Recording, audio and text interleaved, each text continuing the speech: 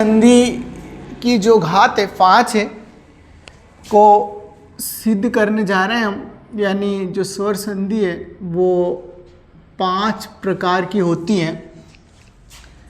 यहाँ पर लिखेंगे हम हल बराबर। यानी जो स्वर संधि है उसके 5 भेद होते हैं। दीर्घ स्वर संधि, गुण स्वर संधि, वृद्धि स्वर संधि, यण स्वर संधि और अयादि स्वर संधि।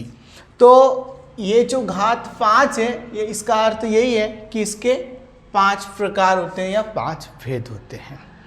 तो पहले हम दीर्घ स्वर संधि के कुछ सूत्र हैं उनको देखेंगे, फिर गुण स्वर संधि के, फिर वृद्धि स्वर संधि के, फिर यण स्वर संधि के, फिर अयादि स्वर संधि के।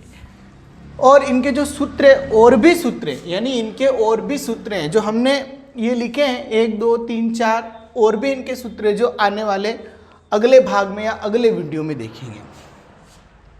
तो दीर्घ स्वर संधि के अगर सूत्र देखें हम तो अ धन अ बराबर आ होता है। फिर दूसरा सूत्र अगर हम देखें तो अ धन आ बराबर आ, फिर आ धन अ बराबर आ, फिर आ धन आ बराबर आ। तो इस प्रकार से आप अगर ये सूत्र अगर आपको समझ में आते हैं तो आप आराम से संधि विच्छेद कर सकते हो, दीर्घ स्वर संधि को स्पष्ट कर सकते हो। परंतु इसके और सूत्र हैं, जब हम दीर्घ स्वर संधि को ही लेंगे उस समय और भी सूत्र देखेंगे।